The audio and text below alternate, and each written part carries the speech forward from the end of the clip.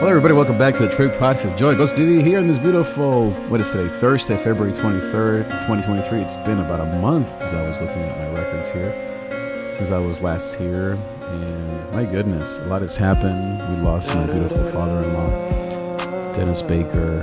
Maybe one of the most significant losses, obviously, in my wife's life, but also in mine, my spiritual mentor. A man of God, a father figure to me and to many hundreds, thousands of people, maybe millions worldwide. And then my uncle, my actual uncle, Tio Hector, also passed away just last week. I think it was only a few days after my father-in-law passed away. And then a few days after that, my Rochelle's uncle, he also passed away. So his services are this weekend. And so if you can imagine, it's been a lot of grief. Yesterday was Dennis's, my father-in-law's birthday. Would have been 78, I believe. So obviously you can imagine how Rochelle has been, how the kids also, their grandfather, how they have felt. His service is still in a couple of weeks, so we're still in the middle of it. And if you've lost a loved one, I've lost my father and my grandmother, who was basically my second mother. Grief takes time. Grief is not a joke. Grief, it's not something that because you're a Christian, then they're in a better place and you're going to just smile. It's a painful reality that we all face. And I did the service for my uncle Tio Hector on Monday, and that was another, of course, painful, beautiful opportunity. Forgive the noises in the background. I think there's a bunch of people out there. But it was just a beautiful opportunity to see family, to laugh, to cry, to take pictures, to rejoice, to see how old we're all getting and how our time is coming. Maybe not today, maybe not for 50 years, God forbid, but the death is the destiny of us all. So we need to take it to heart and come close to Jesus and live for what matters. And now, amidst of that, there have been some really amazing job-related kind of, I guess, career purpose things that have been happening in my life. So, August of 2021, I left church, and it was a mutual, painful decision.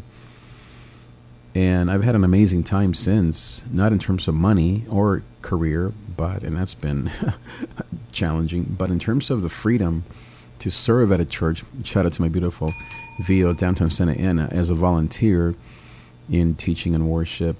And then to discover I guess not so hidden passion for teaching as in the education system. So by the grace of God, I got my 30-day, well, it's not a 30-day, it's a year-long substitute credential. So I'm now a credential teacher as a substitute, not a full teacher credential, but as a substitute. And so I've gone to, I think, 3 or 4 schools, and I have an assignment. Well, actually, I think I have an assignment next week to teach. I've been teaching music. I think the one for next week is Spanish. So, but here's my point. Even beyond that, I've loved teaching. Even though I've had some rough kids and some rough schools, as you can imagine, in LA Unified, I have realized how much I love teaching, as in the classroom. Now, yeah, it's the honeymoon stage. I haven't had to do a lesson plan and all these things that come and go and that come with teaching. And I have had, as I said, some very rough kids and rough classes and rough schools. So I've definitely faced that part of things, which hasn't been easy. But my sister-in-law asked me, what did she say? How do you feel? Or kind of what is your joy level? Something like that. And I answered her, okay, here it is. She said, is it life-giving? Great question. And I said, absolutely, 1,000,000,000%. And I thought everyone loved teaching, but I was talking to my mom about some family members, and she was saying, yeah, this person doesn't like it, and that person doesn't like it. They'd rather be out or in an office. And then I had my other friend who also used to teach, and she also says, it's just not for me. My wife loves it.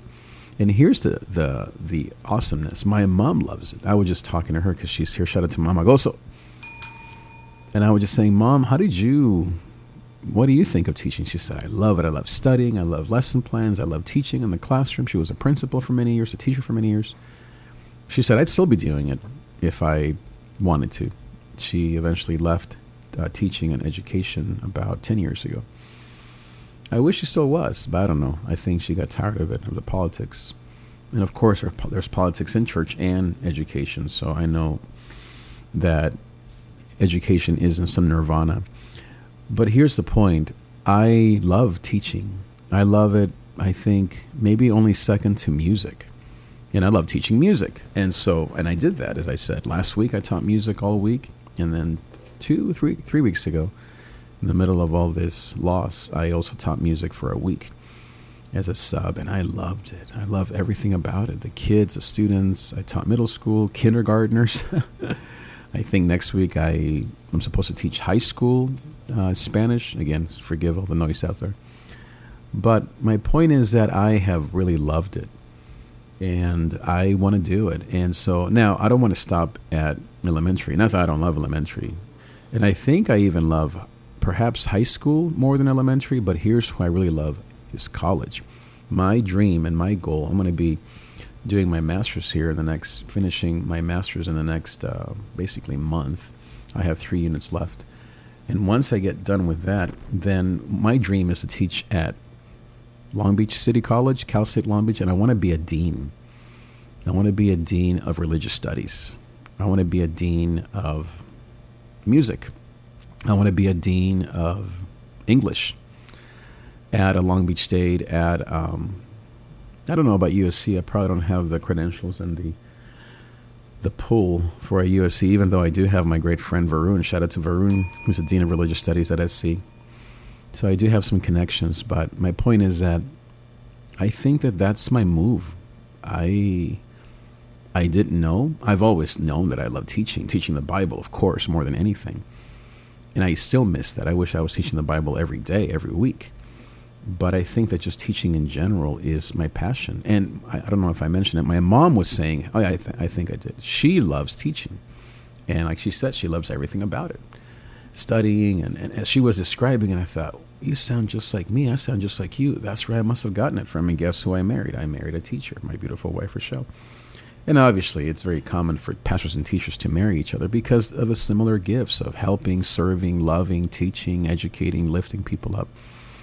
And I think that teaching the Bible, as I said, is probably still number one, but I can still do that at church as a volunteer and have my full-time job be teaching, in the classroom a 9 to 5 in the secular, quote-unquote, world. I think that's the other thing that is happening is I want that change of careers. I want that change, that newness. I want to invest the next 20, 30 years of my life, whatever God has for me, before I forget everything, to give to kids. And what better age, as I said, than college age? And what better age than college? And what better place than Long Beach City and Long Beach State, where I went to school? I don't want to teach in a private college. I don't want to teach at Fuller Seminary. First, there's no money, Fuller or Talbot. And second, I don't want to teach Christian kids. I want to teach just regular kids, secular kids, who I can be an example to. And I've been in the church for 30 years, so I think that shift towards something more, quote, secular, a 9 to 5, a regular job, is kind of where I'm at. Shout out to my father-in-law. Shout out to my mom. Shout out to, I don't know, just God, most of all, as he is in many ways shaping my future. Of course he is, right? I know he is. That's who he is.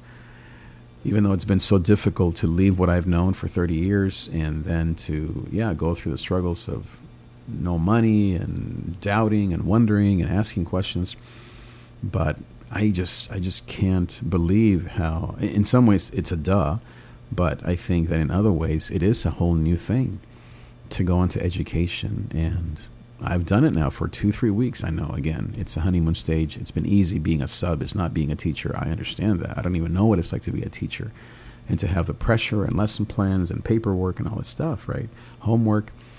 I don't know. And so this is easy. But as far as just how do I feel, like my sister-in-law said, is it life-giving? Absolutely. Even at this school that I was at last week, that was really just behavior-wise. Oh, my goodness. And really academically, too. Horrible. I mean, I shouldn't say horrible. The kids are beautiful, but it's just, I don't know. It's just a rough place and rough kids, to be honest. in spite of that, I was ready to go back this week, if not for a few things that happened that kind of put me over the edge. They offered me a full-time job to teach music at this school just 30 minutes away from here. I was ready to do it full-time, if not for a few things that kind of, I don't know, kind of just made it clear that that's just not a good school. I am bummed. Man, I almost had a full... Can you believe this? God, of course I can believe it, but sometimes we don't believe, right? God, in 2 weeks, really in 2 days, just snap of his fingers, he provided a full-time job at a school 30 minutes away, making whatever, right? Teacher money, teaching music full-time. I don't know. I just can't believe it. Of course I can, but incredible who God is, how faithful he is. And I'm telling you, I am still low-key tempted to call that school back and say, hey, let's do it. I'm ready to go. And even though a couple things that I said that were pretty, almost violent that happened, just some kids' behavior and stuff, and I still want to do it. But I don't know. We'll have to wait and see. But I think the clarity of kind of where God is leading me is what's exciting to me. Education is wide open here in California. A ton of money is going into it, post-pandemic, et cetera, et cetera. So this is the time. And as far as my teaching credential, maybe they can give me an emergency one. Maybe I can take some classes. I don't want to take 2 more years of schooling, but if I have to, I guess I will. I'd rather not. And I'd rather just my master's and my undergrad and my CBEST and my sub-credential and all that stuff, that would be enough, and go from there. So I'm excited, man. I really am. I am so thrilled for the opportunities and just thanking God for what he's doing. I still need to lose a ton of weight. I still need to get more healthy and eat better and work out. I have no energy for it. But I think that all these things will help as my beautiful wife and I get our bodies right. It's been a long season, tough for many of us, including ourselves, with not only the pandemic, remember that, but then losing jobs, being unemployed, all the money concerns, and then, of course, the loss of her mom, her dad, my uncle, her uncle, all really within the last, you could say, few months. Really been a difficult season. But the joy of the Lord is our strength. My wife and I are one, united in love. We love each other. We hug, kiss. Not to be TMI, but we have a beautiful marriage that is thriving. We still definitely need to date more, exercise more. As I said, it's been a very rough season for our Trig family, but we are intact. We are committed to each other. Our kids are amazing. My mom is here, so all is well. I thank God for you. I thank God for the people that I coach. If you want to join my coaching program, I coach several people every week, once, twice a week. We meet, as I said, a couple times a week, Zoom, phone calls, etc. And I coach them to become happier people, especially midlife. When we hit the wall in our 40s, we know that we have so much to give, but we don't want to keep doing the same old thing. We hit these walls of despair and loss, but there's so much in us. We want to give back. We want to have peace. We don't want to have to be stressed all the time like we have been. But how do we do it with all the concerns of the economy and money and finances? And maybe if you've been through a divorce or a relationship break or a bankruptcy or a death in the family, how do you get through that with faith, with God, to get to the other side? Well, that's what I'm doing. I'm living proof that it's doable. It's not easy, but I believe that it's possible, and I want to help you. If you're at a similar place, just reach out to me, davidTrig.com/coaching, or send me a text, an email, phone, call, whatever it is, messenger, DM, Instagram at davidTrig. Thank you for being here. Follow me on TikTok. Don't leave me any crazy comments like some of these things that happened to me. I won't go into it. Leave me a nice comment, and I will see you next time. Adios.